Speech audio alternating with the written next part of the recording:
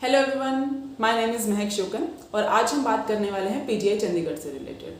27 जुलाई को आप लोगों का पीजीआई चंडीगढ़ का एग्जाम होने वाला है, तो उसी के रिगार्डिंग आपकी ये वीडियो रहेगी कि किस तरीके से आप आने वाले 27 दिनों में अपना स्कोर इंप्रूव कर सकते हो, आपको कितना पढ़ के जाना चाहिए, किस तरीके से हर एक सब्जेक्ट को आपको कवर करना चाहिए, उसी सब चीज़ों से रिलेटेड आज हम बात करेंगे।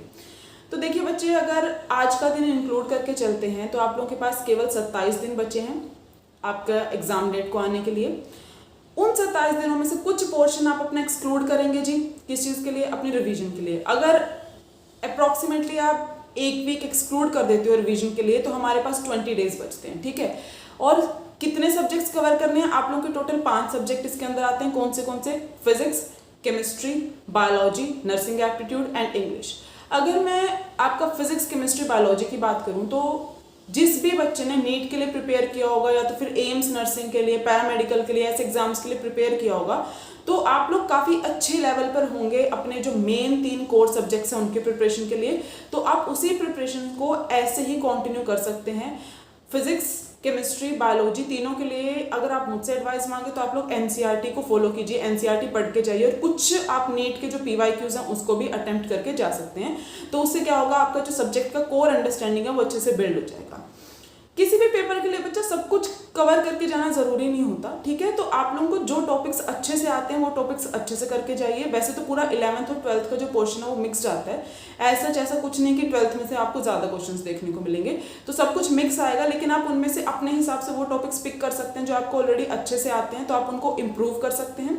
उसके अलावा कुछ टॉपिक्स ऐसे होते हैं, जैसे कि अगर मैं स्पेसिफिकली फिजिक्स की बात करूँ, फिजिक्स में आप ये बोल सकते हो कि जो आपका मॉडर्न फिजिक्स है, करंट एंड इलेक्ट्रिसिटी है, देन आपके पास थर्मोडायनामिक्स है, वेव्स एंड ऑसिलेशंस है, ग्रेविटेशन है, ये टॉपिक्स आपके काफ़ी इजी कैटेगरी के अंदर आ जाएंगे। तो आप लोग इनको थोड़ा सा प्रिपेयर अच्छे से कर लीजिए ताकि आपका जो ईजी पोर्शन है, जो सब कर पाते हैं, वहाँ से आपके क्वेश्चन जो हैं वो गलत ना हो। अब अगर हम बात करें इंग्लिश एंड नर्सिंग एप्टीट्यूड की, इंग्लिश में बेटा आपको वही सब कुछ देखने को मिलेगा जो तुम्हारा बेसिक होता है, जैसे कि grammar, antonyms, synonyms, articles, modals, propositions, tenses, यही सब कुछ आपको देखने को मिलेगा। इसके अलावा आपका इंग्लिश बिल्कुल बेसिक है, लाइक तुम कर पाओगे, इजीली कर पाओगे। तो उसके लिए आप कर क्या सकते हो कि कुछ क्वेश्चंस आप अटेम्प्ट कर लीजिए, पीवाईक्यूज उठा करके देख लीजिए, जिस तरीके का आपका क्वेश्चन आ रहा है उसी तरीके के क्वेश्चंस आप इंग्लिश में प्रैक्टिस करके जा सकते हो।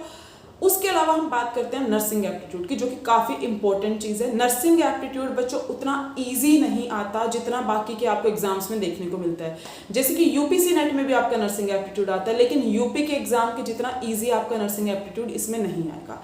प्लस नर्सिंग एप्टीट्यूड का जो पोर्शन है उसके अंदर आपको जीके प्लस करंट अफेयर दोनों चीज़ें देखने को मिलती हैं, यानी कि नर्सिंग एप्टीट्यूड के पोर्शन में सब डिवीजन है, उसके अंदर आपको जीके के क्वेश्चन भी देखने को मिलेंगे, उसके अंदर आपको करंट अफेयर के क्वेश्चंस भी देखने को मिलेंगे। करेक्ट है। तो जीके के लिए आप क्या करके जा सकते हो, जीके आपका बेसिक जीके आएगा।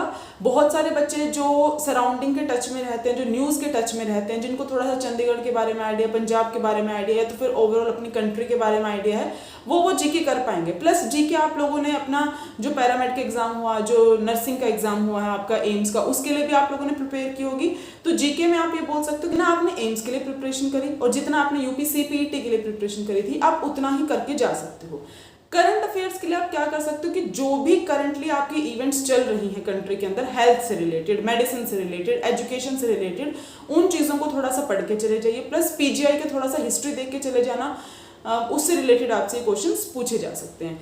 नर्सिंग एप्टीट्यूड की अगर मैं स्पेसिफिकली बात करूं, नर्सिंग एप्टीट्यूड का जो आपका पोर्शन आता है बच्चों, वो आपका ईजियर साइड पे आपको बिल्कुल देखने को नहीं मिलेगा। इसमें आपको सिचुएशनल क्वेश्चंस, कंसेप्चुअल क्वेश्चन ज़्यादा देखने को मिलते हैं। तो नर्सिंग एप्टीट्यूड के लिए बहुत ज़रूरी हो जाता है कि आप थोड़ा सा पीवाईक्यू अटेम्प्ट कर लीजिए, ठीक है, ताकि आपको आइडिया लग जाए कि किस तरीके का क्वेश्चन आपका नर्सिंग एप्टीट्यूड से पूछा जा रहा है। अगर आप दिन के 6 घंटे भी निकालते हो और आप लोगों ने ये सोचा है कि मैम हम दिन के 6 घंटे इन्वेस्ट करेंगे अपने प्रिपरेशन के लिए, और आप इफेक्टिवली 6 आवर्स की स्टडी करना चाह रहे हो, अगर आप दिन के 6 घंटे भी निकालते हो, अगर आप दिन के 6 घंटे भी निकालते हो तो दिन के 6 घंटों में से मेन फोकस आपका उन सब्जेक्ट्स पे रहना चाहिए जो आपके कोर सब्जेक्ट्स हैं। कौन सा भाई? Physics, chemistry and biology. उसके अलावा आप 1-1 घंटा इन्वेस्ट कर सकते हो इंग्लिश में और नर्सिंग एप्टीट्यूड में। आप लोगों को जो अपनी इंग्लिश की और नर्सिंग एप्टीट्यूड की प्रिपरेशन है वो मोस्टली पीवाईक्यू बेस्ड रखनी है, क्योंकि भाई पीजीआई का जो पेपर आता है it is little bit different from the other nursing examination जो आप लोग देख करके आए हो।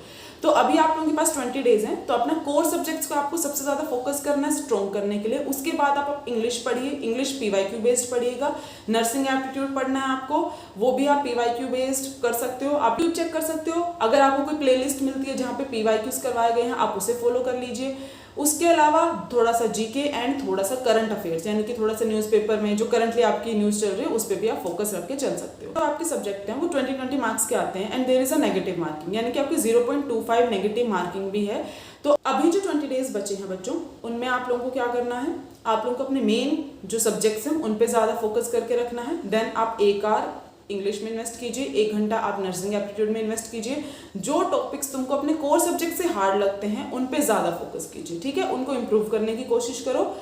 जिस चीज़ पर तुम वर्क कर सकते हो, जो तुम्हारे हाथ में है, उस चीज़ पर वर्क करो। अननेसेसरी आप लोग प्लीज़ टेंशन ना लें कि किस तरीके का क्वेश्चन आएगा, किस तरीके का क्वेश्चन नहीं आएगा, या हमसे हो पाएगा नहीं हो पाएगा। तो मेंटेलिटी हमेशा ये रखनी चाहिए कि आप लोगों ने क्रैक कर लिया है कोई exam and then you should start preparing for it. Okay, तो all the best for your examination. अच्छे से प्रिपेयर कीजिए। Have a nice day, bye bye.